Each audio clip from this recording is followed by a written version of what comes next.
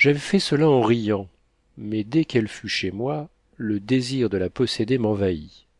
Ce fut une lutte longue et silencieuse, une lutte corps à corps, à la façon des athlètes, avec les bras tendus, crispés, tordus, la respiration essoufflée, la peau mouillée de sueur.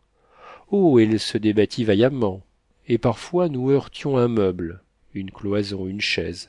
Alors, toujours enlacés, nous restions immobiles, plusieurs secondes dans la crainte que le bruit n'eût éveillé quelqu'un. Puis nous recommencions notre acharnée bataille, moi l'attaquant, elle résistant. Épuisée enfin, elle tomba, et je la pris brutalement, par terre, sur le pavé.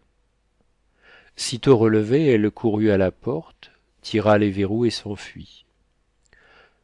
Je la rencontrai à peine les jours suivants.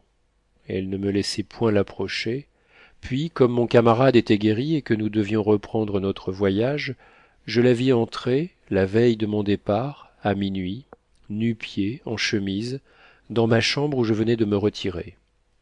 Elle se jeta dans mes bras, m'étreignit passionnément, puis, jusqu'au jour, m'embrassa, me caressa, pleurant, sanglotant, me donnant enfin toutes les assurances de tendresse et de désespoir qu'une femme nous peut donner quand elle ne sait pas un mot de notre langue.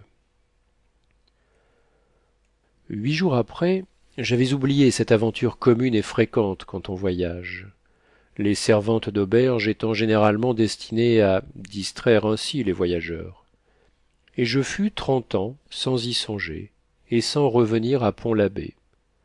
Or, en 1876, j'y retournai par hasard au cours d'une excursion en Bretagne, entreprise pour documenter un livre et pour me bien pénétrer des paysages. Rien ne me sembla changé. Le château mouillait toujours ses murs grisâtres dans l'étang à l'entrée de la petite ville, et l'auberge était la même, quoique réparée, remise à neuf, avec un air plus moderne.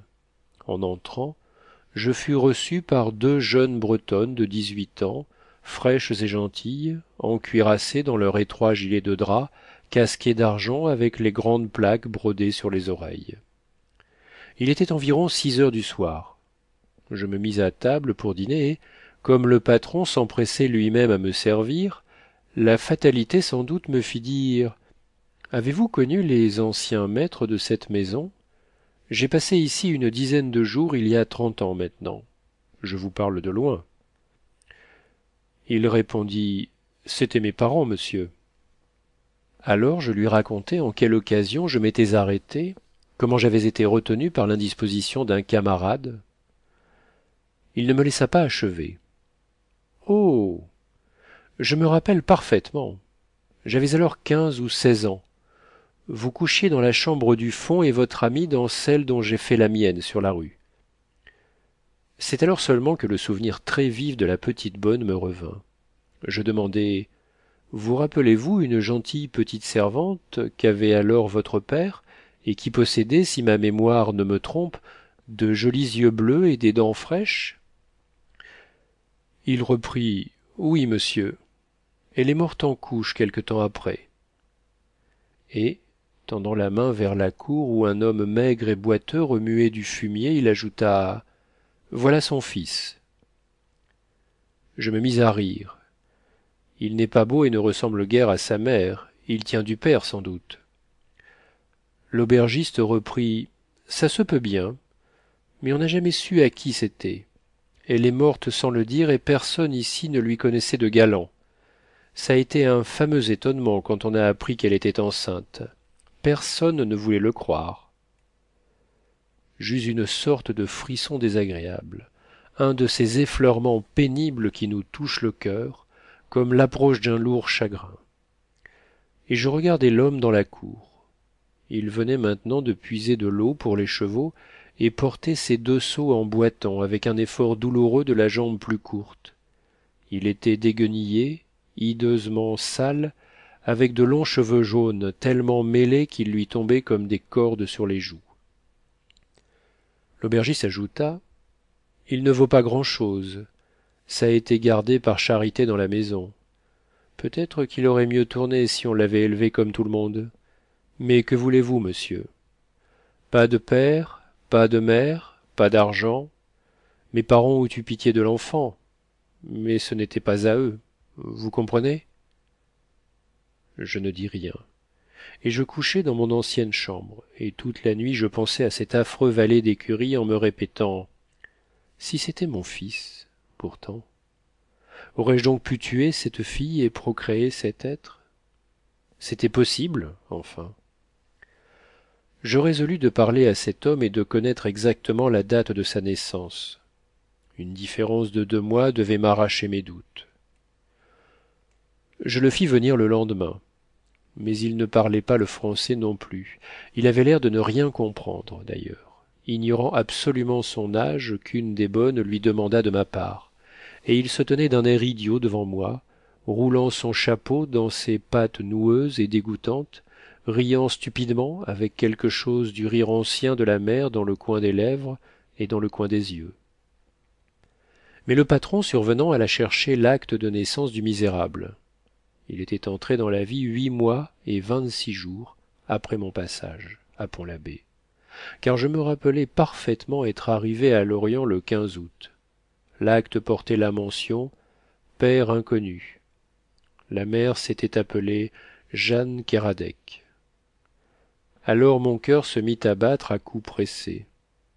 Je ne pouvais plus parler tant je me sentais suffoqué, et je regardais cette brute dont les grands cheveux jaunes semblaient un fumier plus sordide que celui des bêtes. Et le gueux, gêné par mon regard, cessait de rire, détournait la tête, cherchait à s'en aller. Tout le jour, j'errai le long de la petite rivière en réfléchissant douloureusement, mais à quoi bon réfléchir? Rien ne pouvait me fixer. Pendant des heures et des heures, je pesais toutes les raisons, bonnes ou mauvaises, pour ou contre mes chances de paternité, m'énervant en des suppositions inextricables, pour revenir sans cesse à la même horrible incertitude, puis à la conviction plus atroce encore que cet homme était mon fils. Je ne pus dîner, et je me retirai dans ma chambre. Je fus longtemps sans parvenir à dormir, puis le sommeil vint, un sommeil hanté de visions insupportables.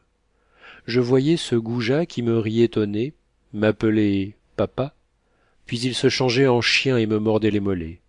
Et, j'avais beau me sauver, il me suivait toujours, et, au lieu d'aboyer, il parlait, m'injuriait. Puis il comparaissait devant mes collègues de l'académie, réunis pour décider si j'étais bien son père. Et l'un d'eux s'écriait: c'est indubitable! Regardez donc comme il lui ressemble. Et en effet, je m'apercevais que ce monstre me ressemblait, et je me réveillais avec cette idée plantée dans le crâne et avec le désir fou de revoir l'homme pour décider si, oui ou non, nous avions des traits communs. Je le joignis comme il allait à la messe. C'était un dimanche, et je lui donnai 100 sous en le dévisageant anxieusement. Il se remit à rire d'une ignoble façon, prit l'argent, puis, gêné de nouveau par mon œil, il s'enfuit après avoir bredouillé un mot à peu près inarticulé qui voulait dire merci sans doute. La journée se passa pour moi dans les mêmes angoisses que la veille. Vers le soir, je fis venir l'hôtelier et avec beaucoup de précaution, d'habileté, de finesse, je lui dis que je m'intéressais à ce pauvre être si abandonné de tous et privé de tout, et que je voulais faire quelque chose pour lui. Mais l'homme répliqua: oh, n'y songez pas, monsieur, il ne vaut rien. Vous n'en aurez que du désagrément. Moi, je l'emploie à vider l'écurie, et c'est tout ce qu'il peut faire. Pour ça, je le nourris et il couche avec les chevaux. Il ne lui en faut pas plus. Si vous avez une vieille culotte, donnez-la lui, mais elle sera en pièces dans 8 jours. Je n'insistai pas, me réservant d'aviser. Le gueux rentra le soir, horriblement ivre, faillit mettre le feu à la maison, assomma un cheval à coups de pioche, et en fin de compte s'endormit dans la boue sous la pluie, grâce à mes largesses. On me pria le lendemain de ne plus lui donner d'argent. L'eau-de-vie le rendait furieux, et dès qu'il avait 2 sous en poche, il les buvait. L'aubergiste ajouta: lui donner de l'argent